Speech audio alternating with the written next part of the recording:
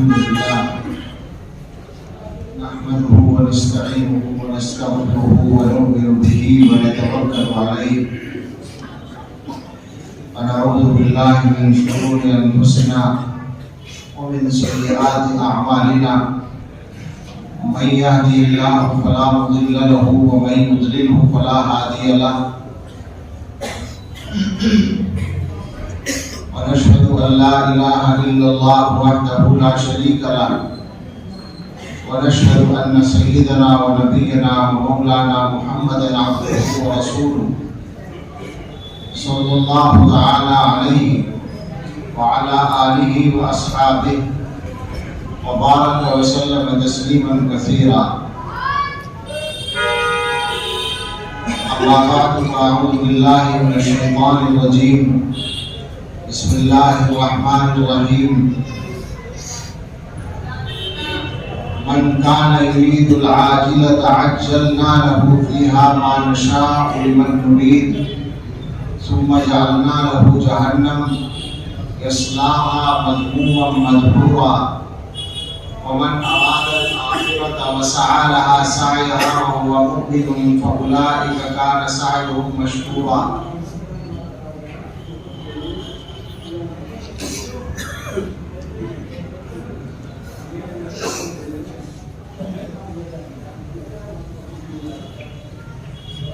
بسم الله الرحمن الرحيم. من كان يريد حرث الآخرة نزد له في حرثه ومن كان يريد حرث الدنيا نؤته منها وما له في الآخرة من نصيب.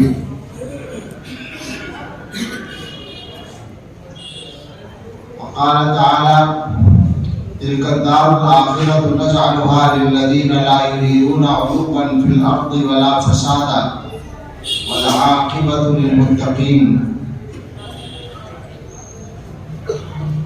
صدق الله العظيم.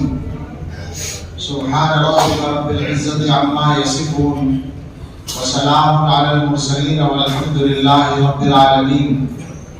اللهم صل على سيدنا محمد وعلى آل سيدنا محمد وبارك وسلم. اللهم صل على سيدنا محمد وعلى آل سيدنا محمد وبارك وسلم. وعن زيد بن ثابت رضي الله تعالى عنه أنه سمع رسول الله صلى الله عليه وسلم يقول: من كان همه الآخرة جمع الله شمله وجعل غناه في قلبه وأتته الدنيا وهي راغمة ومن كانت نيته الدنيا فرق الله عليه ضيعته وجعل فقره بين عينيه ولم يأته من الدنيا إلا ما كتب له. أو كما قال عليه الصلاة والسلام: سبحان ربك رب العزة عما يصفون وسلام على المرسلين والحمد لله رب العالمين.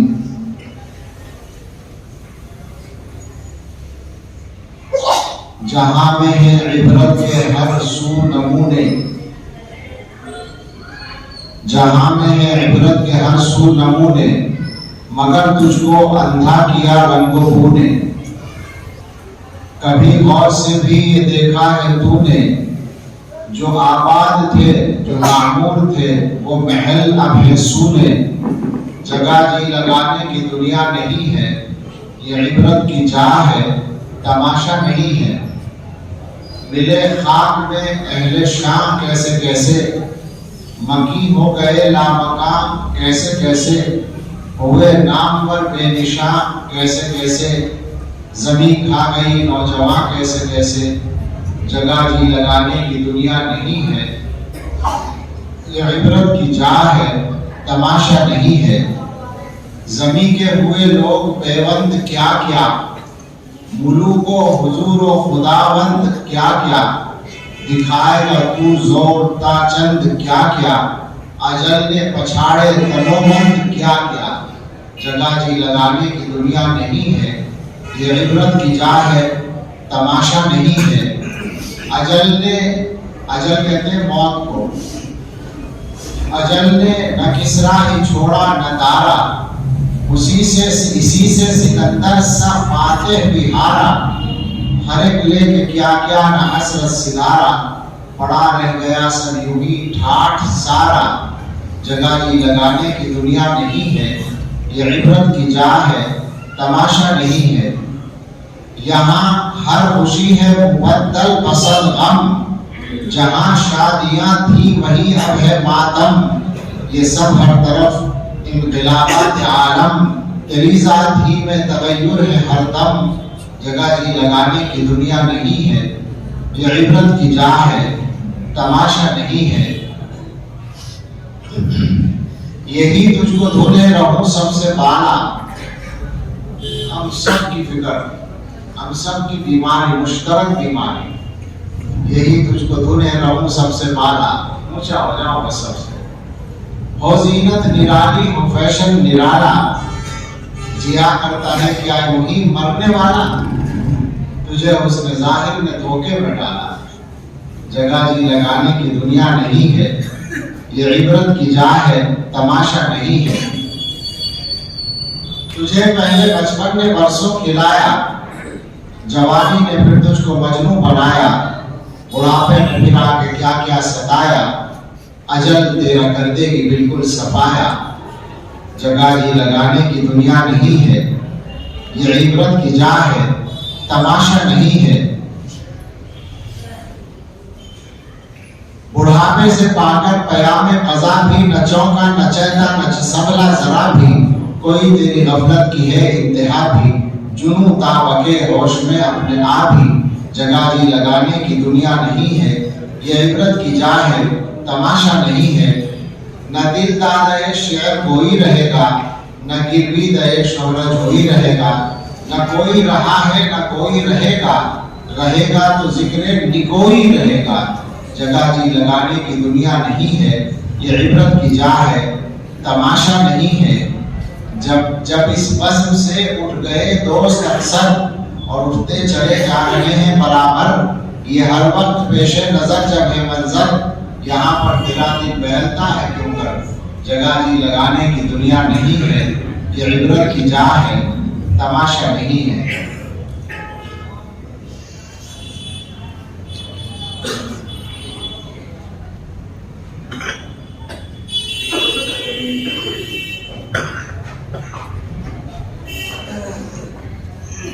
अल्लाह ताला ने हमें सबको दुनिया में भेज रखा है, और दुनिया की जरूरतें भी हमारे साथ लगाई।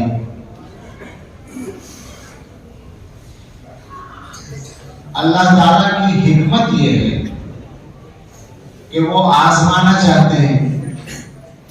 जगह जगह कुरान हदीस में मज़मून बयान किया गया है कि दुनिया में जो इंसानों को भेजा है वो आजमाने के लिए भेजा है।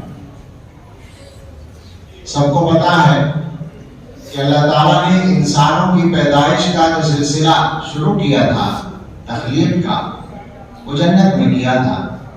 हजरत आदम अलैहिस्सलाम को जन्नत में बनाया था और वहीं उनको रखा था कुछ मुद्दत तक। बाद में सबब जो भी जाहिरी तौर पर बना, लेकिन अल्लाह ताला का फैसला गालिब आया और वहां से आदम अलैहिस्सलाम को और उनके साथ में एक दुश्मन को दुनिया में भेज दिया गया। अल्लाह ताला ने बताया कि ये काम जो हमने किया ये तुम्हें आजमाने के लिए किया है। अब तुम्हें दुनिया में रहकर ये बताना है कि तुम जन्नत में रहने के वाकई लायक हो।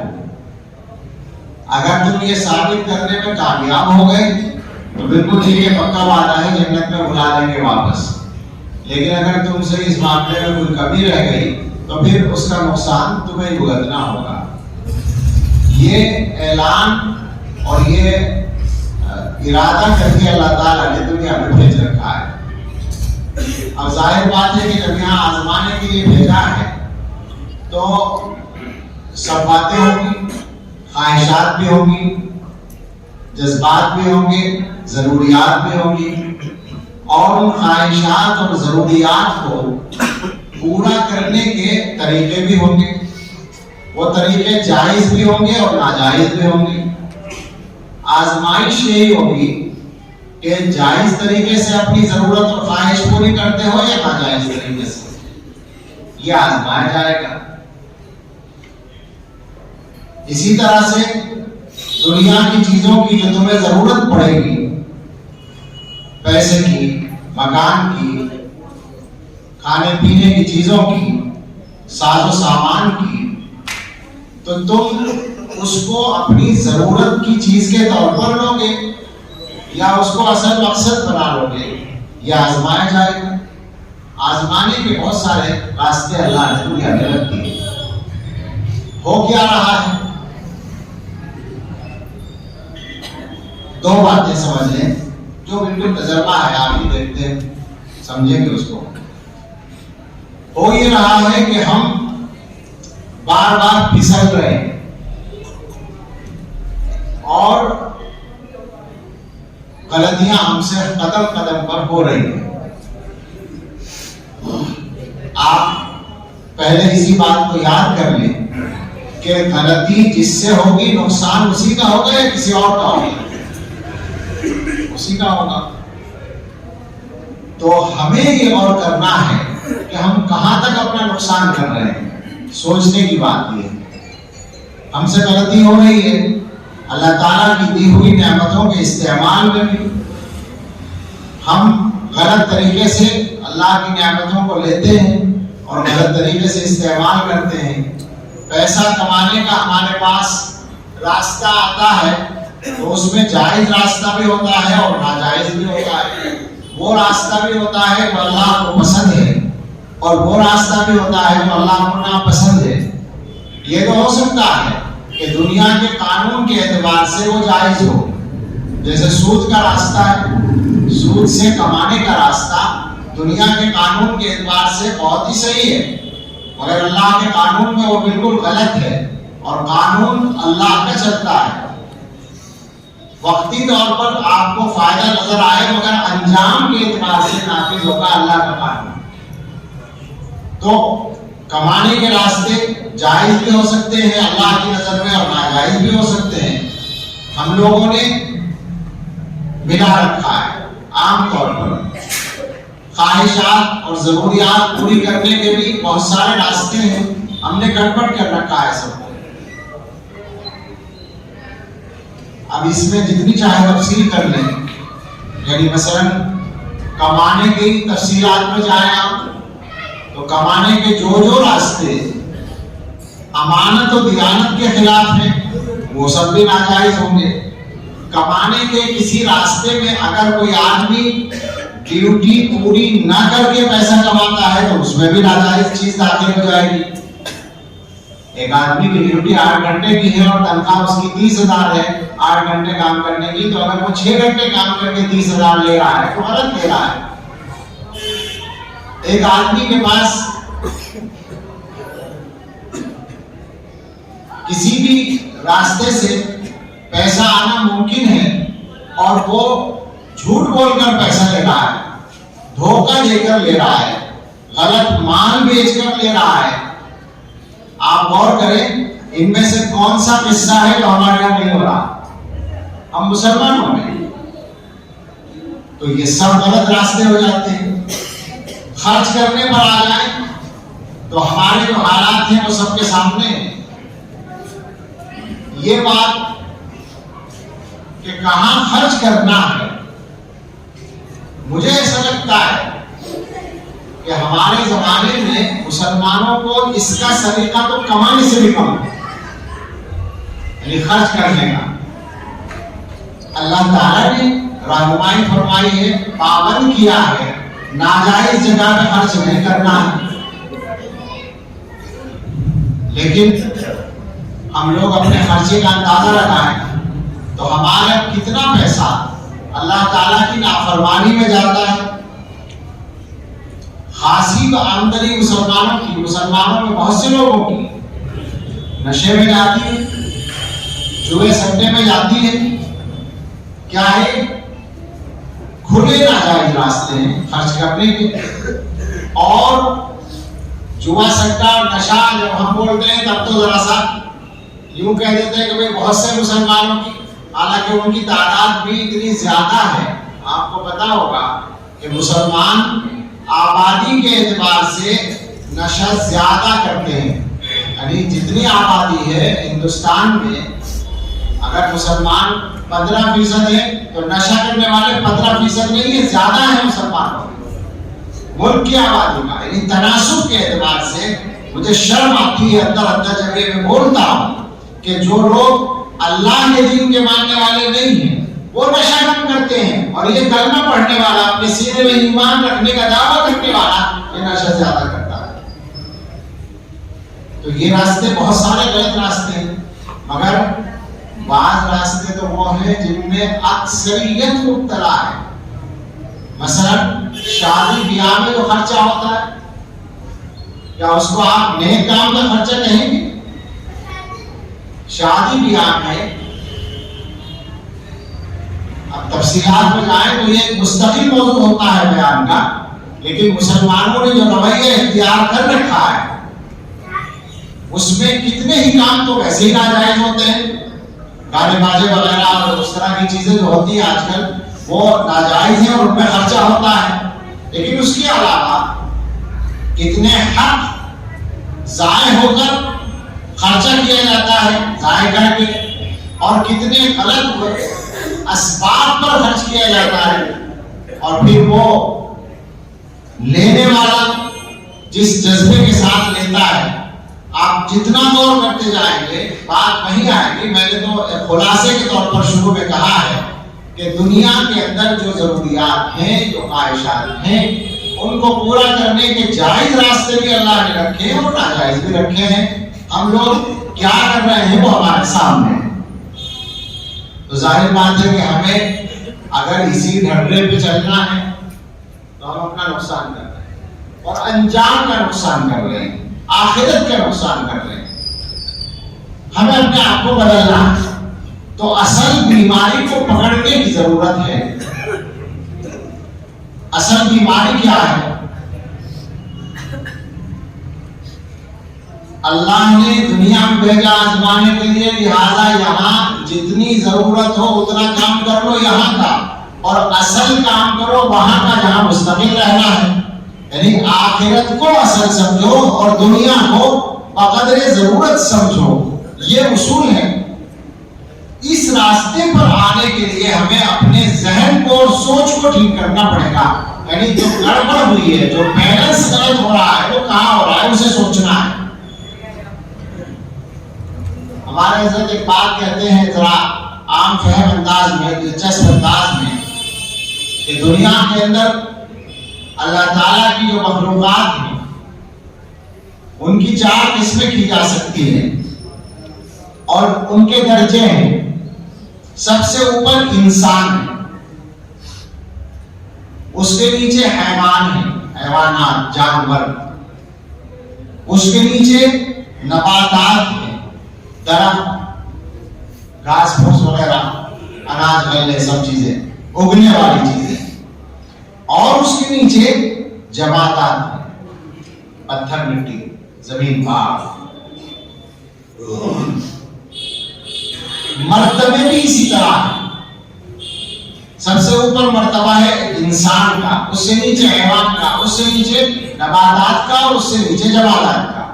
और अल्लाह ने निजाम बना रखा है कि इनमें से हर नीचे वाली चीज अपने से ऊपर वाली चीज के लिए कुर्बान होती है।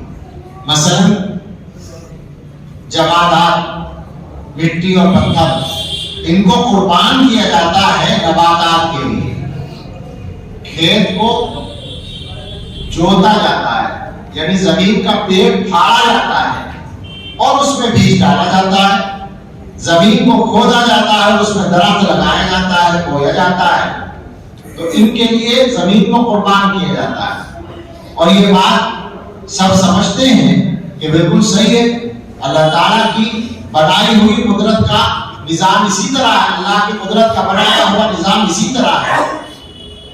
तो जमादात को कुर्बान कर दिया जाता है नबातात के लिए। اس کے بعد جب نباتات بن کے تیار ہوتے ہیں، پتے پیدا ہوتے ہیں، سبزیاں پیدا ہوتی ہیں، اناج پیدا ہوتے ہیں، غلے پیدا ہوتے ہیں، تو وہ قربان ہوتے ہیں حیوانات کے لیے۔ جانور پتے کھاتے ہیں، گھاس کھاتے ہیں، انسان غلے کھاتے ہیں، دال کھاتے ہیں، چاول کھاتے ہیں، گیہوں کھاتے ہیں، جو زمین سے اگنے والی چیزیں ہیں وہ جانور حیوانات کے لیے یعنی جانداروں کے لیے۔ اس کے بعد حیوانات جو جانور ہیں انسانوں سے نیچے مگر نباتات سے اوپر، اس لیے کہ ان میں جان ہے، وہ قربان ہوتے ہیں انسانوں کے لیے۔ انسان ان کو کھاتے ہیں، اکثر انسان کھاتے ہیں۔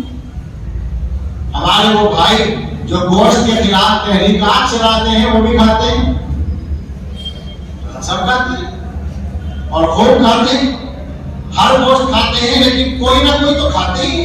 ارے اختلاف یہ تو ہو سکتا ہے کہ فلاں گوشت کھانا ہے فلاں نہیں کھانا ہے، لیکن گوشت وہ بھی کھاتے ہیں اور ہم بھی کھاتے ہیں۔ تو حیوانات قربان ہوتے ہیں انسان کے لیے۔ تو اب سوچیں ذرا، جس طرح سے ہر نیچے والا اوپر والے کے لیے قربان ہو رہا ہے، اگر انسان واپس انہی چیزوں پر قربان ہونے لگے تو انسان اپنے مقام پر رہا یا نیچے گیا؟ ظاہر ہے کہ نیچے چلا گیا۔ بس ہم نے یہی کر رکھا ہے کہ اپنے آپ کو نیچے اتار رکھا ہے۔ حضرت فرماتے ہیں کہ جمادات قربان نباتات کے لیے، اور نباتات قربان حیوانات کے لیے، اور حیوانات قربان انسان کے لیے، اور انسان کو قربان ہونا چاہیے رب رحمان کے لیے۔ یہ اس کا اصل مقام ہے جس کے بارے میں ہم بات کر رہے تھے، بندگی کا مقام۔ تو ہو یہ رہا ہے کہ ہم نے اپنا نظریہ اور اپنی سوچ غلط کر رکھی ہے۔ اصل آخرت ہے، اصل دنیا نہیں ہے۔ مسلمانوں میں کیا گڑبڑ ہوتی ہے؟ عجیب بات ہے، ذرا غور سے سنیں، اور خاص طور سے علماء سے میں کہوں گا کہ اس مضمون پر توجہ دیں کہ سب سے زیادہ شاندار نمونہ دنیا اور آخرت میں توازن کا، بیلنس رکھنے کا سب سے شاندار نمونہ حضرت محمد رسول اللہ صلی اللہ علیہ وسلم کی ذات اقدس ہے اور آپ کے صحابہ ہیں۔ اس نمونے کے سامنے ہونے کے بعد ہم مسلمانوں کا، اس زمانے کے مسلمانوں کا خاص طور سے یہ معاملہ ہے کہ ہم نے توازن ختم کر رکھا ہے، اور یا تو افراط یا تفریط۔ یعنی ہم میں سے کچھ لوگ سوچتے ہیں آخرت کی بات، اور وہ اپنے آپ کو سمجھتے ہیں کہ ہم دیندار ہیں تو لہذا روزی روٹی کی فکر سے بھی چھٹی ہو جاتی ہے۔ کچھ لوگ، تھوڑے سے لوگ ہیں ایسے بھی، وہ یہ سمجھتے ہیں کہ اب کھانے کمانے کی بھی ضرورت نہیں رہی۔ ظاہر بات ہے غلط ہے۔ اور اگر آدمی کھانے کمانے کی طرف دھیان دیتا ہے تو مسلمانوں کی اکثریت کے عالم ہے کہ اسے دنیا کی ضرورتوں کے کمانے کے علاوہ سرے سے کچھ خبر ہی نہیں ہے، کوئی فکر ہی نہیں ہے۔ یہ ادھر افراط ہو رہا ہے، حد ہو گئی، انتہا کر دی ہے۔ یعنی ایک آدمی روزی روٹی کی طرف سے اگر مطمئن ہے، کاروبار ٹھیک ٹھاک ہے، بچوں کی شادیاں، بچوں کے گھر، بچوں کے کاروبار، تو اب وہ پٹائی سمجھتا ہے کہ مجھے تو ہر نعمت مل گئی، میں تو بہت مزے میں ہوں۔ اس اللہ کے بندے سے اگر کوئی حساب لے کہ تو اور تیرے بچے کتنے نماز کے پابند ہیں، تیرے گھر میں دین کتنا ہے، تیرے گھر میں آخرت کی فکر کتنی ہے، تیرے گھر میں گناہوں سے کتنی توبہ ہوئی ہے، تو میدان خالی نظر آئے گا، اور بڑے بھی خوش ہیں کہ ہمارے تو سارے مسئلے حل ہو گئے۔ اس کا مطلب یہ ہوا کہ اصل مسئلے کو مسئلہ نہیں سمجھا، اصل مسئلہ تو آخرت کا مسئلہ تھا۔ میں نے ایک حدیث تلاش کر کے ابھی پڑھی ہے، اتفاق سے اس کے الفاظ پوری طرح یاد نہیں تھے، تو میں نے اس میں نکال کر اس کو پڑھا ہے آپ کے سامنے۔ میں اس کو خاص طور سے سنانا اور سمجھا کر پیش کرنا چاہتا ہوں۔ ہم لوگ اس کو ذرا اور سے سمجھیں کہ اصل کیا ہے۔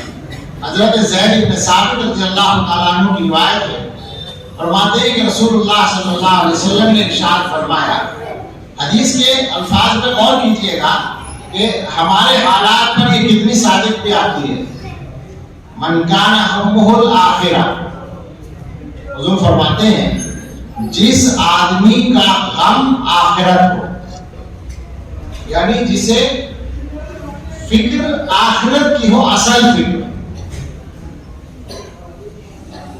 وہ سوچتا ہو آخرت ہی کے لیے، جمع اللہ شملہ، اللہ تعالیٰ اس کے تمام معاملات کو اکٹھا کر دیں گے، یعنی انتشار ختم کر دیں گے، اس کے معاملے کو درست کر دیں گے۔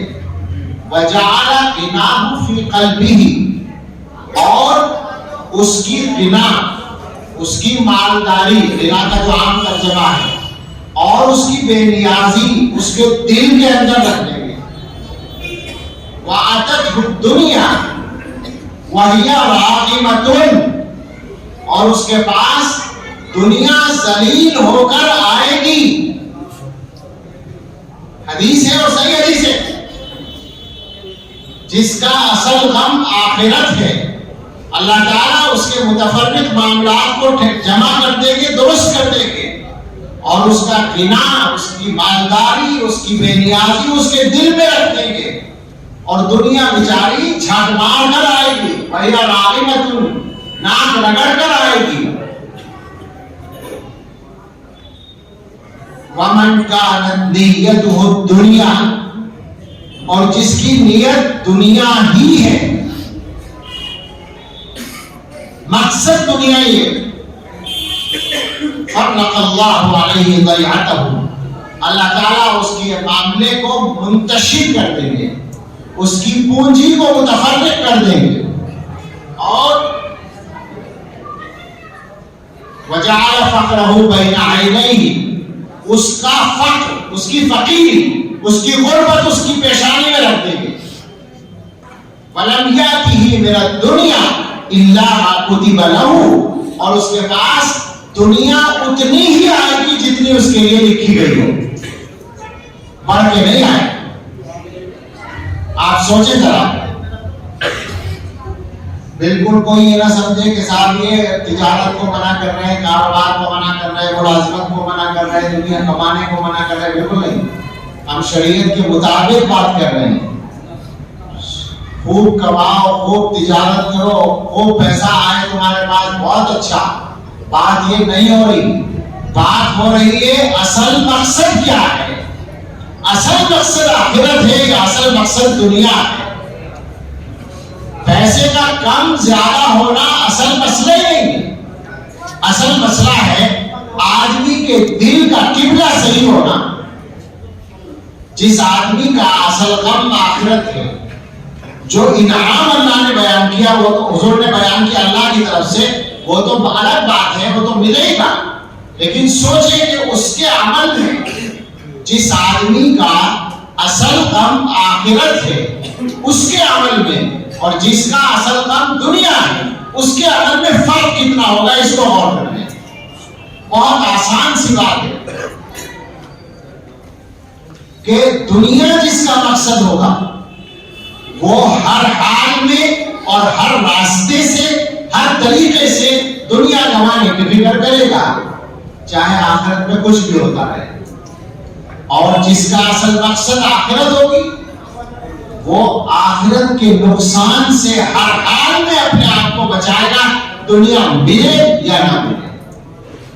چھوٹا سا مشہور واقعہ حضرت عبداللہ بن عمر رضی اللہ عنہ کی طرف منسوب ہے کہ وہ سفر کر رہے تھے، راستے میں ایک جنگل کا علاقہ تھا، تو انہوں نے دیکھا ایک جگہ وہ رکے کھانے وانے کے لیے، دیکھا کہ وہاں ایک چرواہا اپنی بکریاں چرا رہا ہے۔ انہوں نے اس کو آزمانا چاہا، اس کو بلایا،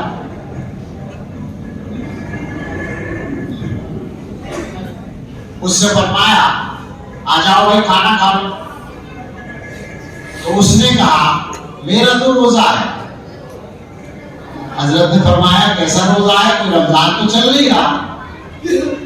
تو اس نے کہا کہ میں نے یہ سنا ہے کہ اللہ تعالی جنت میں जन्नतियों से फरमाएंगे कुलू वशरबू हनीअम बिमा अस्लफ्तुम फिल अय्यामिल खालिया, मजे लेकर खाओ, खुलकर खाओ उन अमाल के बदले में जो तुमने गुजरे हुए जमाने में किए थे। गुजरा हुआ जमाना अय्यामुल खालिया का तर्जुमा। तो उसने कहा कि जन्नत में अल्लाह ताला खाने के लिए फरमाएंगे, पीने के लिए फरमाएंगे, मजे लेकर खाओ पियो गुजरे हुए जमाने के अमाल के बदले। वो जो गुजरा हुआ जमाना जन्नत में कहलाएगा वो यही जमाना तो चल रहा है, तो मैं उसकी कमाई कर रहा हूँ, मैं उसकी तैयारी कर रहा हूँ कि अल्लाह ताला जन्नत में मुझे मजे से खाने के लिए कहे, इस वजह से कि दुनिया में मैंने अमल किया था इसलिए मैं रोजे रख रहा हूँ। उसके बाद हजरत ने इससे बड़ा इम्तिहान लिया उसका, फरमाया कि हम सफर कर रहे हैं और हमने सफर में अपने साथ खाने पीने का इंतजाम किया था, जो बकरियां रखी थी वो खत्म हो गई, अब हमें आगे बकरी की जरूरत है, तो एक बकरी हमारे हाथ बेच दो, पैसे ले लो और बकरी हमें दे दो। तो उसने कहा कि बकरियां तो मेरी नहीं, बकरियों का मालिक मैं नहीं हूं। तो हजरत ने फरमाया अरे भाई मालिक नहीं हो ठीक है, कौन सा मालिक यहाँ बैठा हुआ तुम्हें देख रहा है, एक बकरी हमें बेच दो, पैसे अपनी जेब में रख लो और मालिक से जाकर ये कह देना कि एक बकरी को भेड़िया खा गया। कोई ताज्जुब की बात भी नहीं, ऐसा होता ही रहा, होता रहता है जंगलों में, भेड़िया बकरी को उठाकर ले जाए, इसमें क्या ताज्जुब की बात है, तुम्हारा मालिक भी यकीन कर लेगा। तो जैसे ही उसने ये जुमला सुना कि मालिक से कह देना, मालिक से कोई झूठ बोल देना कि एक बकरी को भेड़िया खा गया, तो फौरन उस अल्लाह के बंदे की जबान से निकला, उस चरवाहे की जबान से जिसकी आमदनी शायद बकरी की कीमत के बराबर भी नहीं होगी महीने भर की, उसकी जबान से निकला फाइन अल्लाह, फाइन अल्लाह, फिर अल्लाह कहाँ है। हम जैसे लोगों को 100 साल जिक्र करके भी अल्लाह का ऐसा इस्तेहज़ार नसीब हो जाए तो काम बन जाए। समझे बात को? क्या आज हम लोग इसी तरह हैं कि हमें नाजायज कमाने का मौका मिल रहा हो और मालिक न देख रहा हो, जिसका नुकसान हो रहा है उसको पता न चले, तो हम उस मालिक के डर से जो सब कुछ देखता और जानता है, उसके डर से हम गुनाह से बाहर आ जाए और गलत कमाने से रुक जाए। क्या मुसलमान ऐसा ही कर रहा है? बस यही है वो फर्क जो आखिरत को मकसद बनाने वाले और दुनिया को मकसद बनाने वाले के दरमियान होता है। और जनाब आली ये हर जगह और हर चीज में होता है, फकत पैसे में नहीं होता है, तमाम मामला में। दुनिया की बड़ाई चाहिए, आखिरत का नुकसान करके दुनिया की बड़ाई हम तलाश करते हैं। झूठ बोल के हमें बड़ा मान लिया जाए हम कोशिश करेंगे, दूसरे का हक दबा के हमें बड़ा मान लिया जाए हम उसकी कोशिश करेंगे, दूसरे पर जुल्म करके, दूसरे को बदनाम करके, दूसरे की इज्जत खत्म करके अगर हमें बड़ा बनने का मौका मिला है कोशिश करते हैं। इसका मतलब ये हुआ कि दुनिया की बड़ाई असल मकसद है, आखिरत के नुकसान का कोई डर नहीं है। तो जिसका मकसद आखिरत है उसमें और जिसका मकसद दुनिया है उसमें ये फर्क होता है बुनियादी तौर पर कि आखिरत को मकसद समझने वाला हर वक्त में ये सामने रखता है कि अल्लाह के यहाँ एक एक बात का, एक एक अमल का, एक एक चीज का, एक एक पैसे का हिसाब देना। यह हदीस तो ऐसी है कि हम सब दिलों पे नक्श कर ले। अब आप समझे कि जिस आदमी का असल मकसद दुनिया होती है, हदीस में क्या कहा, अल्लाह ताला उसकी ज़ैआ को मुतफर्रिक कर देंगे। ज़ैआ पूंजी को भी कह सकते हैं, जायदाद को भी कह सकते हैं और उसके सरमाए को भी कह सकते हैं। उसमें जमइयत और इज्तिमाइयत नहीं होगी और मजबूती नहीं होगी, उसे अल्लाह ताला मुतफर्रिक कर देंगे। इसकी बहुत सी तशरीह और बहुत से वाक़यात इसमें सुनाए जा सकते हैं, लेकिन मैं समेटना चाहता हूँ मज़मून को मुख्तसर अंदाज में। इससे भी अगला टुकड़ा है वो بہت ہی کھلا ہے، مثالوں کی بھی ضرورت نہیں.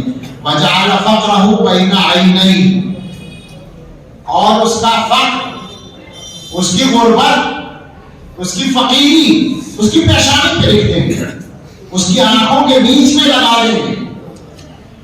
کیا ایسا نہیں ہے کہ ہم میں سے تقریباً ہر آدمی، اکثر آدمی محتاج نظر آتے ہیں؟ محسوس ہوتا ہے کہ یہ طلب ہے، انہیں تلاش ہے مال کی، انہیں تلاش ہے پیسے کی، انہیں ضرورت ہے، یہ تلاش کرتے پھر رہے، سوچتے پھر رہے کہ کہیں سے کچھ مل جائے. کیا اکثریت کا یہ حال نہیں ہے؟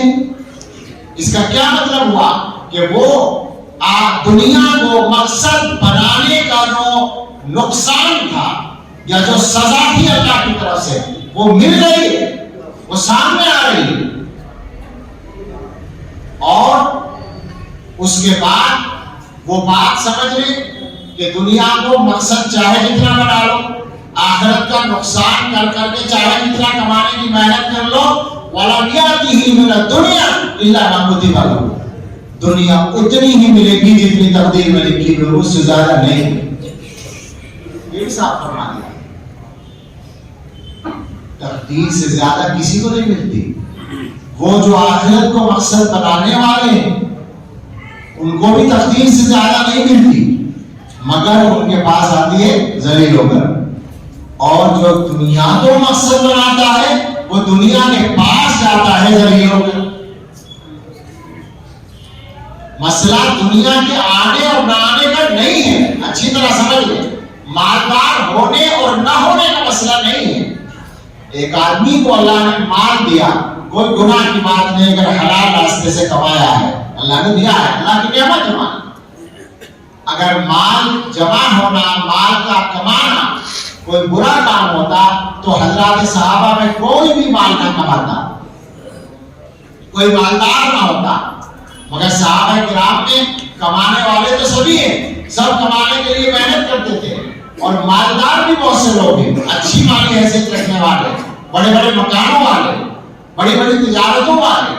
اس کا مطلب یہ ہے کہ بالکل آخرت کو مقصد، صحابہ میں سے ایک ایک کے بارے میں قسم کھا کر کہہ سکتے ہیں کہ ان سب کا مقصد، ہر ایک کا مقصد آخرت. آخرت کو مکمل طور پر آخرت کو مقصد بنانے کے باوجود پیسہ کمایا جا سکتا ہے، مسئلہ اصل کمانے وغیرہ کا نہیں ہے. اور ایسا بھی ہو سکتا ہے، خدا خاصہ اللہ بچائے، کہ دنیا مقصد ہے اور کچھ ہاتھ نہ لگے. کتنے لوگ ہوتے ہیں جن کا مقصد دنیا کمانا اور دنیا ہی چاہتے ہیں مگر ملتی نہیں، اس لیے کہ اللہ نے مقرر کر رکھی ہے. تو آئے بھی دونوں کے پاس تقدیر کے مطابق، اللہ تعالیٰ کی تقسیم کے مطابق، مگر ایک دنیا کے لیے ذلیل ہوگا اور ایک نے چونکہ اپنے آپ کو آخرت کے لیے مقرر کر رکھا ہے اور آخرت کو مقصد بنا رکھا ہے تو اللہ تعالیٰ اس کو عزت کے ساتھ عطا کریں گے، دنیا ذلیل ہو کر آئے گی، اسے آنا ضرور ہے. یہیں سے ایک مضمون اور نکلتا ہے جس کی ہمارے زمانے میں شدید ضرورت ہے، جو سمجھنے کی. دنیا مقصد نہیں ہونی چاہیے، آخرت مقصد ہونی چاہیے، اور جو مقصد ہوتا ہے اسی کی اہمیت ہوتی ہے، جو مقصد نہیں ہوتا اس کی اہمیت بھی نہیں ہوتی. یہیں سے آزما لیں کہ ہمارا مقصد کیا ہے، اہمیت کس کی ہے. اہمیت کس کی ہے؟ اہمیت اور عظمت کس کی ہے؟ مسلمان اپنے حالات کی شکایت تو سب کرتے رہتے ہیں، لیکن جو عام سوچ ہے وہ مجھے بتائیں کیا ہے. کیا موٹے طور پر مسلمانوں میں سماجی مقام، یہ ایک خاص نقطے پر دھیان دیجیے گا، سماجی مقام کن لوگوں کو ملتا ہے، عزت کن لوگوں کو ملتی ہے؟ عام طور پر جو ماحول ہے مسلمانوں میں بنا ہوا، دوسروں کے ماحول کی ہمیں شکایت کرنے کی ضرورت نہیں، ہم اپنی بات کر رہے ہیں. ہمارے ماحول میں عزت کس بنیاد پر ملتی ہے؟ مالداری کی بنیاد پر. عزت مالداری کی بنیاد پر. سماجی مقام مالداری سے طے ہوتا ہے، دینداری سے نہیں ہوتا. سوچ لو نا، یہ کوئی راز نہیں ہے.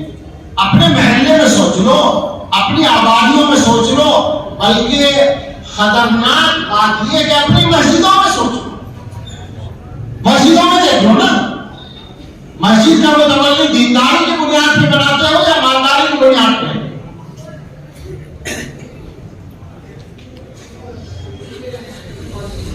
صاف بات ہے، مجھے نہیں معلوم یہاں کہاں کیا ہے اور وہاں کیا ہے، اس سے کوئی بحث نہیں، مجھے مسلمانوں کی مصیبت کا پتہ ہے۔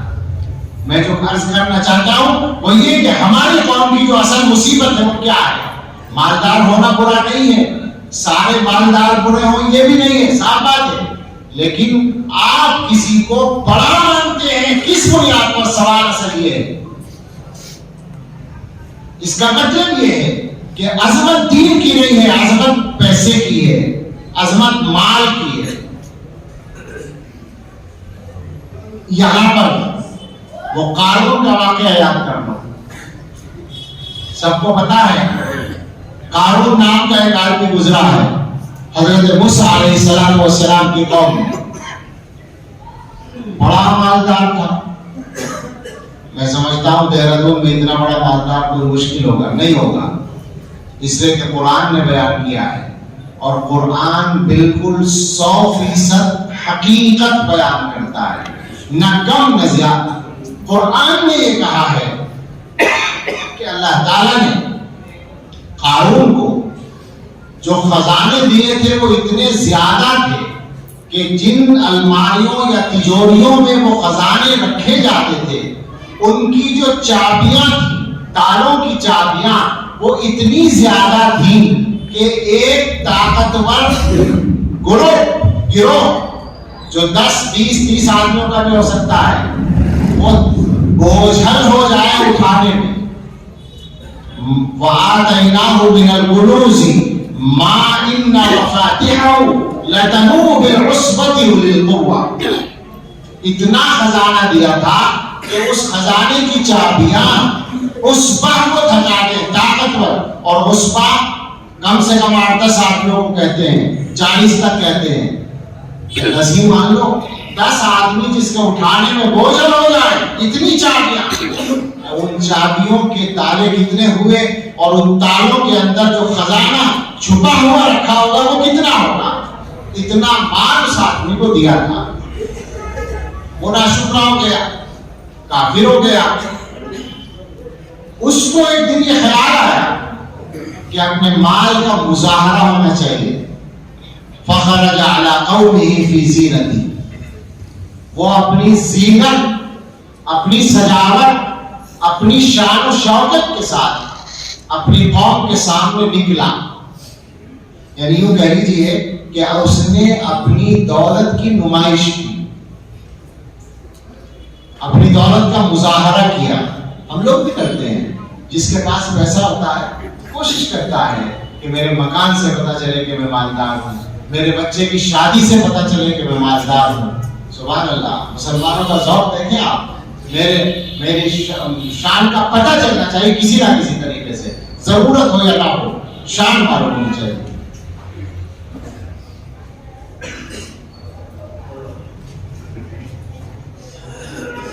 بہت سی باتیں یاد آ گئی، روکتا ہوں نہیں چلتا ہوں، اور طرح طرح سے اس کے نمونے سامنے آتے ہیں، زندگی کے مختلف حالات میں قدم قدم پر سامنے آتے ہیں۔ ہم لوگوں کا مزاج پوری طرح بگڑا ہوا ہے۔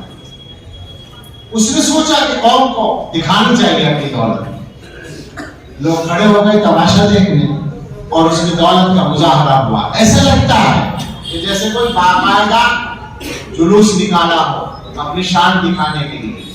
دیکھنے والے جو تھے، ظاہر ہے کہ جب کوئی نمائش ہوگی، کوئی مظاہرہ ہوگا، کوئی مال و دولت دکھایا جائے گا تو دیکھنے والے بھی کچھ نہ کچھ تبصرہ کریں گے، کچھ نہ کچھ کیا کہتے ہیں آج کل جو موبائل میں کمنٹ پاس کریں گے، ٹپڑی کریں گے۔ جی سنیے اب کیا تبصرے ہوں گے دیکھنے والوں میں۔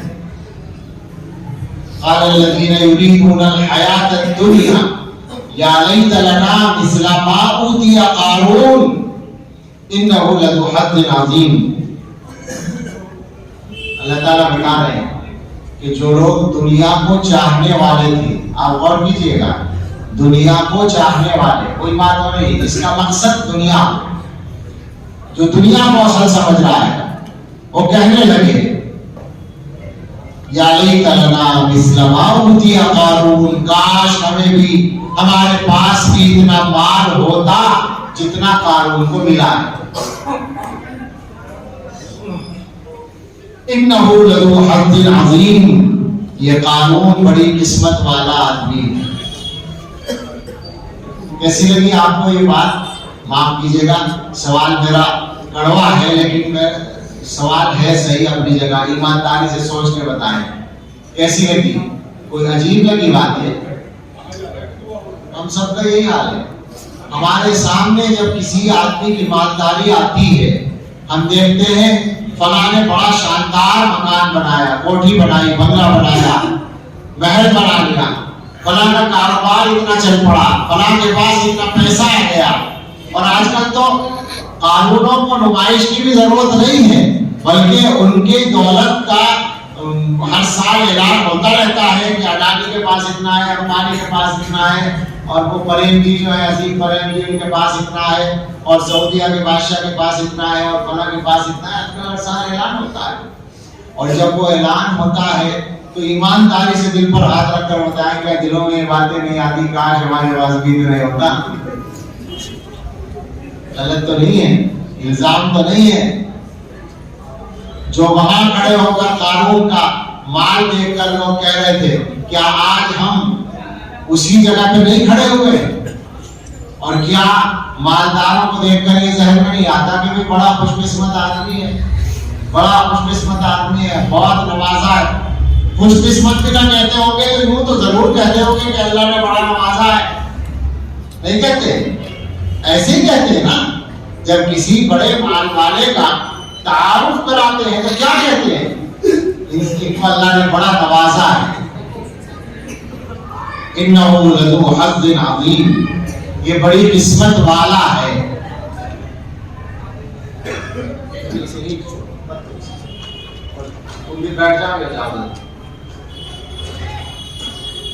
تو ایک نظریہ جو آج بھی ہے اور ہمارا ہے، ہم مسلمانوں کی اکثریت کا ہے کہ اس کی عظمت ہے دل میں۔ مسئلہ وہی ہے، ایسا نہیں ہے کہ پیسہ ہونا نہ ہونا اصل مسئلہ ہے، اصل مسئلہ ہے کہ اس کی عظمت ہے، بڑائی ہے، اہمیت ہے، اسے خوش قسمت سمجھتے ہیں۔ کبھی مسئلے پر کھڑے ہوئے امام صاحب کو دیکھ کر بھی خیال آیا ہے کہ بھئی بڑا خوش قسمت آدمی اللہ نے اسے مسئلے پر کھڑا کیا ہے، آتا ہے کبھی خیال؟ کبھی اپنے بچوں کے بارے میں تمنا ہوئی ہو کہ کاش میرے بچے بھی مسئلے پہ کھڑے ہوتے؟ پانی مرتا ہے، یہی تو مصیبت ہے نا۔ عزت اس کو نہیں سمجھتے نا، عزت مال کو سمجھتے ہو، اسی کو مانتے ہو، اسی کی طرف گھسی پڑی ہے دلوں کے اندر، اور اسی کے لیے سب کچھ ہو رہا ہے، الٹا سیدھا ہر کام ہو رہا ہے۔ اللہ تعالیٰ بتاتے ہیں وقال الذین اوتوا العلم، وہاں کچھ لوگ اور بھی کھڑے تھے اور وہ علم والے تھے۔ علم والے کا مطلب اللہ سے ڈرنے والے اور آخرت کو چاہنے والے۔ انہوں نے کہا وَيْلَكُمْ، تمہارا ناس ہو، ثواب اللہ خیر لمن آمن،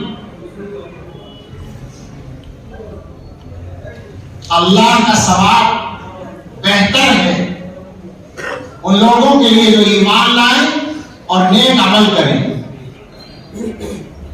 کیا کہتے ہو تم کہ کاش ہمیں بھی اتنا ملتا جتنا قارون کو ملا ہے؟ ایسا نہیں، یہ غلط ہے۔ اصل اللہ تعالیٰ کا ثواب ہے، یہ وہاں بات ہوئی۔ آپ غور کریں اللہ تعالیٰ کیا پیغام دینا چاہتے ہیں۔ پیغام یہ ہے کہ دنیا کی عظمت دل میں ہونا یہ ہے خطرناک بات۔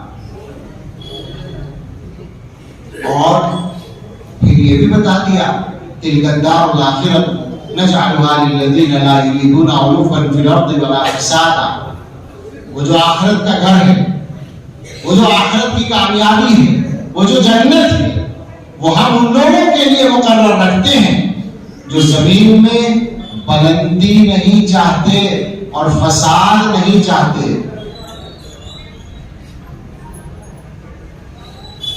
اس لفظ میں چاہوں گا کہ سب لوگ بہت زیادہ دوبارہ دھیان دیں۔ اللہ تعالیٰ فرماتے ہیں ہم آخرت کا گھر، جنت، آخرت کی کامیابی ان لوگوں کے لیے مقرر کرتے ہیں جو زمین میں بلندی نہیں چاہتے، اونچائی نہیں چاہتے، بڑائی نہیں چاہتے اور فساد نہیں چاہتے۔ مسلمانوں ذرا غور کرو، جنت کا وعدہ کس شرط کے ساتھ ہو رہا ہے کہ تم دنیا میں بڑائی کی تلاش میں نہ گھومو، تم دنیا میں اپنے لیے بڑائی کی کوشش نہ کرو کہ مجھے بڑا بنایا جائے۔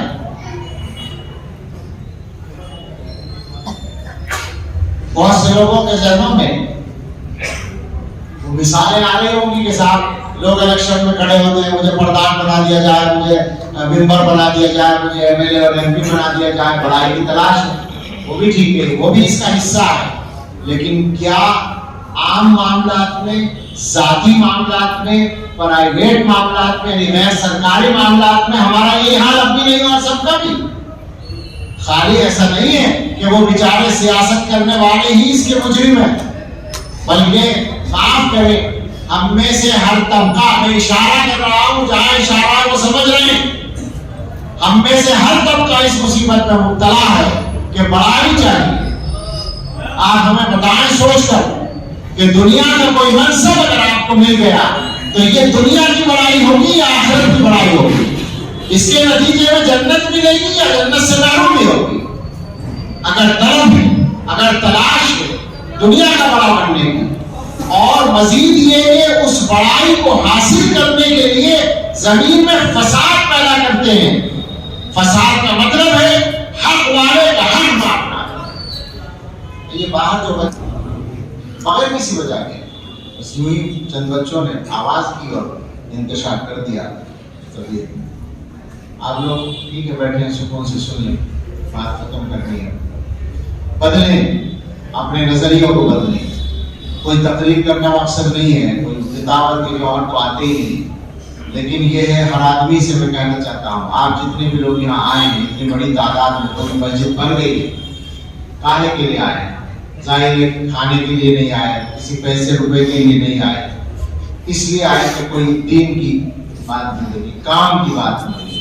بس وہ کام کی بات یہ ہے کہ جو بات کہی گئی ہے اس کو سامنے رکھ کر اپنا جائزہ لیجیے، اپنے آپ کو ناپیے، آپ کہاں کھڑے ہیں، اندازہ لگائیے، آپ کچھ بھی ہوں، صاف بات ہے آپ مدرسے میں پڑھانے والے بہت بڑے عالم ہوں، یا بہت بڑی مسجد کے امام اور خطیب ہوں، یا کسی مدرسے کے ذمہ دار ہوں، یا کسی تبلیغی جماعت کے امیر ہوں، یا آپ کسی خانقاہ کے پیر ہوں، یا آپ صاحب بہت بڑے مالدار ہوں، یا آپ اپنے گاؤں کے پردھان ہوں، یا اپنے محلے کے ممبر ہوں، یا شہر کے بڑے معزز لوگوں میں آپ کا شمار ہوتا ہو، یا آپ اس میں سے کچھ بھی نہ ہو، تمام صورتوں میں آپ غور کریں کہ کہاں کھڑے ہیں۔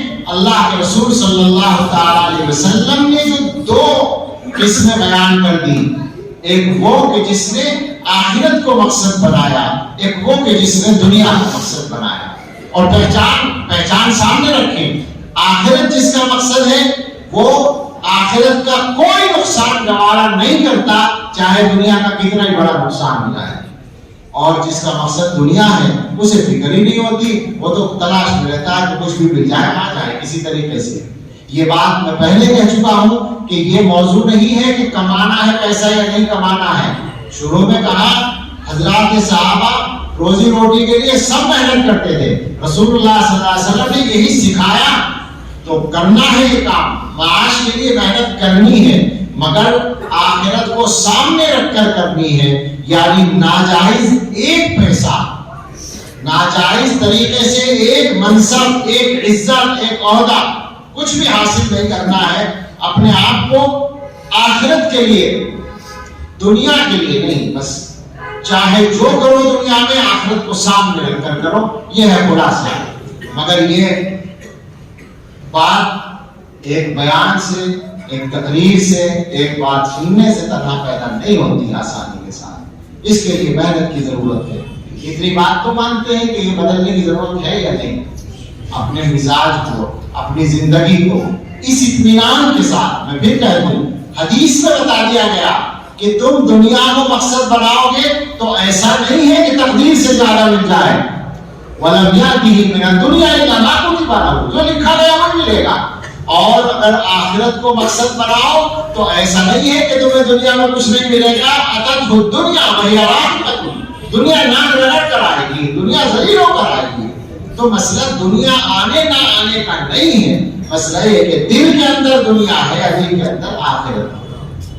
جو حالات ہیں میرے بھائیوں، ان کا مقابلہ ہم دنیا کی ان طاقتوں سے نہیں، اصل دل کی طاقت سے کر سکتے ہیں۔ دل کے اندر وہ طاقت چاہیے جو ہر معاملے کو آخرت کے نظر سے، آخرت کے فائدے اور نقصان کے نقطۂ نظر سے دیکھنے کی تک کے لیے ہمیں تیار کر دے۔ اب تو صورتحال ایسی ہے کہ مسلمانوں کے اندر اپنے چھوٹے سے فائدے کے لیے، یعنی چند 100 روپے کے لیے ایسے لوگ موجود ہیں جو 200-400-500 روپے کے لیے کسی مسلمان کو بڑے سے بڑا نقصان آسانی کے ساتھ پہنچانے کو تیار ہے۔ بتاؤ ہو رہا ہے یا نہیں ایسا ہو رہا ہے؟ کیوں ہو رہا ہے؟ آخر ہم ہی تو ہیں، وہ ہمارے درمیان تو ہے۔ اور یہ مت سمجھنا کہ وہ تو فلاں فلاں ہیں، ہم نہیں ہیں۔ جب ہمارے مفاد کے خلاف کوئی بات ہوتی ہے ہم بھی وہیں کھڑے ہوتے ہیں۔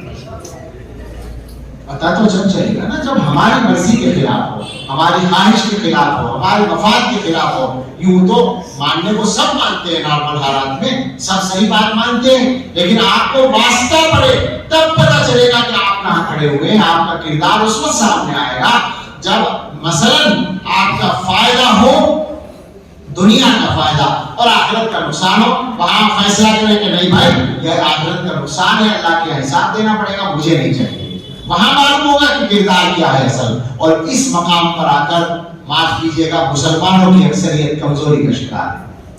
یہ طاقت پیدا کرنی ہے اپنے دلوں کے اندر، اور اس طاقت کو پیدا کرنے کے لیے اللہ کرنے کی ضرورت پڑتی ہے۔ اس سے وہ طاقت آتی ہے۔ اللہ کا نام دل میں جب بیٹھتا ہے، اللہ کی یاد جب دل میں بیٹھتی ہے تو وہ طاقت پیدا ہوتی ہے۔ اور ہم یہ سمجھتے ہیں کہ آپ لوگ جو جمع ہوئے بڑی تعداد میں، ظاہر ہے آپ کا مقصد یہی ہے کہ اس قسم کی کوئی چیز ہمیں ملے، اس کے حاصل کرنے کے لیے تیار ہو جائیے، اس کے حاصل کرنے کے لیے محنت کیجیے، اور اس کے حاصل کرنے کے لیے جو طریقے ہیں ان کو سمجھیے اور اختیار کیجیے۔ اللہ والوں سے اور علماء سے اپنا تعلق قائم کیجیے۔ اس کا یہ مطلب نہیں ہوگا کہ آپ کھانا کمانا چھوڑ دیں۔ ہم نے تو شروع میں کہا کہ شرعی ذمہ داری ہے کہ آدمی اپنی تمام ذمہ داریاں پوری کرے، اپنے گھر والوں کی ذمہ داریاں پوری کرے، یہ ضروری ہے، لیکن اس کے بعد یہ سامنے رکھیں کہ دل کے اندر وہ طاقت پیدا کرنے کے لیے کچھ محنت کر لی جائے۔ ہم تو اسی کے لیے جمع ہے کہ ہمارے دلوں کے اندر وہ طاقت آ جائے، اور اللہ تعالیٰ کی طرف سے ایک موقع ہمیں ملا ہوا ہے۔ موقع یہ ہے کہ چاہے جو غلطی کر رکھی ہو، اللہ تعالیٰ توبہ کا استقبال کرے، توبہ کر لو معاف کر۔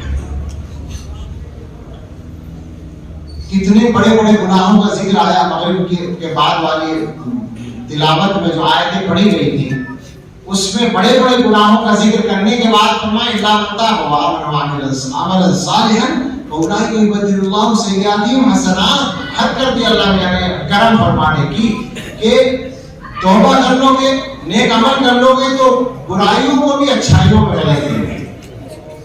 تو توبہ کرنے کا ایک موقع ہے، اور ایک موقع کا مطلب یہ نہیں کہ بس آج ہی ہے، بلکہ مرنے سے پہلے یہ موقع ہمارے پاس موجود ہے۔ جب قیامت کی قریبی علامتوں میں سورج مغرب کی جانب سے طلوع ہوگا، اس سے پہلے یہ دروازہ متفق علیہ کھلا رہے گا، اور بعض تفاسیر اس حدیث کی اور بھی ہے، لیکن اس کا یہ موقع نہیں ہے۔ ہماری زندگی میں تو بظاہر یہ لگتا ہے کہ وہ والا دروازہ ابھی بند نہیں ہو رہا ہے اور اب تک تو ہوا نہیں ہے، تو ہمیں سوچنا چاہیے کہ ہمیں اس کھلے دروازے میں داخل ہو جانا چاہیے جو توبہ کا دروازہ ہے۔ ہم میں بہت سارے لوگ ایسے ہوں گے جو توبہ کرنا چاہتے ہیں، ہمیں معلوم ہے یہ بات، اور یہ معلوم ہے کہ ہمارے بہت سے جوان بھائی ایسے ہیں جو اپنی برائی اور گناہوں کی زندگی کو چھوڑنا چاہتے ہیں، لیکن حالات نے ان کو دھکیل رکھا ہے، وہ پھنسے ہوئے ہیں، نکلنا آسان نہیں ہوتا۔ تو وہ سب سمجھتے ہیں اور وہ جوان ہی نہیں، کوئی جوان ہو یا بوڑھا ہو، اگر کوئی آدمی یہ سمجھتا ہے کہ میری زندگی گناہوں میں بہت گزر گئی، اب میری توبہ ہوا تو کیا قبول ہوگی، اب میں کیا بدل سکتا ہوں، بعض لوگ زبان سے بھی کہہ دیتے ہیں کہ ہماری توبہ اب کیا قبول ہوگی، تو ایسے سارے لوگ اچھی طرح اطمینان کے ساتھ سن لیں، یقین کے ساتھ سن لیں کہ اللہ تعالیٰ کے ہاتھوں کفر سے توبہ قبول ہو جاتی ہے، گناہ تو کیا ہوتے ہیں، کوئی ہوتے ہیں نہیں۔ اگر کوئی آدمی کافر ہے اور وہ کلمہ پڑھ لے تو توبہ ہو جائے گی یا نہیں اس کی، یعنی ایمان مل جائے گا، سارا کفر معاف ہو جائے گا، جو کچھ کفر کی حالت میں کیا تھا وہ سب معاف ہو جائے گا۔ تو جب کفر سے توبہ ہو جاتی ہے تو گناہوں سے توبہ کیوں نہیں ہوتی؟ اچھا کوئی یہ سوچے کہ صاحب میں نے بہت دفعہ توبہ کر لی مگر میری توبہ ٹوٹ جاتی ہے، اب کیا فائدہ، کیا کروں؟ تو اس کا بھی جواب یہ ہے کہ کیا اللہ تعالیٰ نے توبہ کی کوئی تعداد مقرر کی ہے؟ کوئی تعداد مقرر نہیں ہے، اتنی وسعتی ہے کہ واقعتاً نہ کرنا ہمارے جرم ہوگا، اللہ کی طرف سے کوئی کمی نہیں ہے، چاہے جتنے گناہ ہو گئے ہو توبہ کر لو، بس یہ شرط ہے کہ توبہ ویسے ہی نہ ہو اوپر اوپر، ایسا نہ ہو کہ توبہ کرنے اور دل میں یہ ہے کہ موقع ملے گا دیکھا جائے گا، بھائی خدا نہ خواستہ بعد میں شیطان آ جائے تو چلو جب ہی دیکھ لیجو، ابھی کیوں برا رہے ہو شیطان کو؟ تو یعنی شیطان توبہ میں اپنا حصہ شامل کر لیتا ہے کہ یہ بیچارہ توبہ کرنے بیٹھا ہے تو تھوڑا سا میرا حصہ تو رہنا چاہیے، یہ کیوں نکل رہا ہے میرے ہاتھ سے، تو وہ دل میں یہ بات ڈالتا ہے کہ مجبور ہو جاتا ہوں، کیا کروں؟ ارے بھائی جب ہوگا مجبور، جب ہوتا رہے گا، ابھی تو یہ سوچنا ہے کہ میں غلطی کر رہا ہوں اور میں اپنی غلطی سے توبہ کرنا چاہتا ہوں، تو بس یہ شرط ہے کہ دل سے ہو توبہ، دل سے اگر توبہ ہے پھر ٹوٹ گئی، پھر دل سے توبہ ہے، پھر ٹوٹ گئی، پھر دل سے توبہ ہے، اگر اس طرح ایک دن میں 70 بار بھی ہے تو اللہ تعالیٰ قبول کرنے کو تیار ہے، بس دل سے ہو بار بار۔ اور ظاہر بات ہے کون آدمی ہے جو ایک گناہ کو 70 بار کرے گا، دل میں نہیں کر سکتا، اور ذہن میں یہ رکھو کہ عزیز ہو کہ گناہ کا مطلب فقط ایک گناہ نہیں ہوتا، بار بار میں کہتا ہوں ہر گناہ گناہ ہے، بدکاری بھی گناہ ہے، شہوانی گناہ جتنے ہیں وہ بھی گناہ ہیں، اور چونکہ آج کل کے ماحول میں موبائل وغیرہ کی وجہ سے شہوانی گناہ زیادہ عام ہو گئے اور ان کا دباؤ بڑھ گیا ہے انسانوں کے اوپر، اس لیے لوگ زیادہ پریشان ہیں، لیکن یاد رکھو غیبت کرنا بھی گناہ ہے، جھوٹ بولنا بھی گناہ ہے، حسد کرنا بھی گناہ ہے، تکبر کرنا بھی گناہ ہے، دکھاوا کرنا بھی گناہ ہے، کسی کو تکلیف پہنچانا بھی گناہ ہے، کسی کا حق دبانا بھی گناہ ہے، کسی کے خلاف سازش کرنا بھی گناہ ہے، کسی کو نقصان پہنچانے کی تدبیریں کرنا بھی گناہ ہے، ہر گناہ سے اپنے آپ کو بچاؤ، اور جو کوئی گناہ ہوتا ہو اس سے توبہ کرو، اللہ سے معافی مانگو، بندوں کے حق ادا کر کے ان سے معاملہ صاف کرو اور اچھی زندگی گزارنے کا ارادہ کرو۔ آپ یقین کریں کہ جب یہ کام آپ کر لیں گے، اس کو توبہ حقیقت میں اگر توبہ مل جائے گی اور آپ ارادہ کر لیں گے تو زندگی کا انداز بدل جائے گا، زندگی کا ذائقہ بدل جائے گا، پکی بات ہے، یعنی یہ لکھی پڑھی بات ہے، چکھی ہوئی بات ہے اچھے لوگوں کی، اللہ میں بھی چکا دے کہ زندگی کا ذائقہ بدل جاتا ہے، زندگی کا انداز بدل جاتا ہے، سوچنے کا انداز بدل جاتا ہے، انسانوں سے ملنے کا انداز بدل جاتا ہے، آدمی کے جینے کا انداز بدل جاتا ہے، اس کو اپنی زندگی بھی اللہ کے لیے نظر آنے لگتی ہے، آخرت کے لیے نظر آنے لگتی ہے، اور دنیا کے معاملات پھر اس کو پریشان نہیں کرتے۔ یہ جو فرمائے نا کہ منتشر کر دیتے ہیں اللہ تعالیٰ، جب دنیا مقصد ہو۔ آج کل آپ مجھے بتائیں کہ اکثر لوگ ذہنی انتشار کا شکار نہیں، اکثر لوگ کہیں یہ اسی کی سزا تو نہیں ہے، توبہ کر لیں، آخرت کو مقصد بنا لیں، جب اللہ شامل ہو جائے گا، انتشار ختم ہو جائے گا۔ میں آپ سے سچ کہتا ہوں کہ ذکر کرنے کا جو پہلا فائدہ ہوتا ہے وہ یہی اطمینان کرنے کا ہوتا ہے، انتشار کا ختم ہونا، یہ سب سے پہلا فائدہ ہوتا ہے جو ذکر کرنے سے حاصل ہوتا ہے۔ تو آئیے توبہ کریں اور توبہ کے بعد اللہ سے یہ دعا کر لیں کہ اللہ تعالیٰ ہمیں ثبات عطا فرما دے، استقامت عطا فرما دے۔ توبہ کے کلمات کو پڑھتا ہوں، آپ سب بھی پڑھ لیں توبہ کرنے کی نیت سے، اور جو لوگ اس ارادے سے آئے ہیں کہ بیعت کریں گے تو وہ بیعت کی نیت کر کے توبہ کر لیں۔ جو لوگ بیعت ہونا چاہتے ہوں وہ انہی کلمات کے پڑھنے میں بیعت کی نیت کر لیں، اور بیعت کا مطلب سمجھ لیں۔ بیعت کا مطلب یہ ہوتا ہے کہ آپ اللہ کے ایک بندے کے ساتھ مل کر عہد کر رہے ہیں اللہ تعالیٰ سے کہ اللہ اب جو آگے کی زندگی ہے، پیچھے کی زندگی جو ہے اس سے میں توبہ کرتا ہوں، اور آگے کی زندگی جو ہے وہ آپ کی مرضی کے مطابق گزارنے کا وعدہ کرتا ہوں۔ پھر اس وعدے کو پورا کرنے کے لیے آسانی کے لیے کچھ چیزیں پڑھنے کی یا کرنے کی بتائی جاتی ہیں، ان کو کریں تو آسانی ہو جاتی ہے۔ جیسے ڈاکٹر آپ کو علاج بتاتا ہے تو اس علاج کے ساتھ کچھ مثلاً ایکسرسائز بتا دیتا ہے یا کوئی اور چیز بتا دیتا ہے، تو اس کو کرنے سے علاج میں آسانی ہو جاتی ہے، صحت ملنے میں آسانی ہو جاتی ہے۔ تو اصل تو توبہ ہے، توبہ کرنے کے بعد اس توبہ پر قائم رہنے کے لیے یہ گویا بیت کا کام ہوتا ہے۔ یہ کوئی رسم کی ادائیگی نہیں ہے اور یہ دنیا کے لیے نہیں ہے، بلکہ صرف اپنے آپ کو اچھا بنانے کے لیے، اللہ کا پسندیدہ انسان بنانے کے لیے۔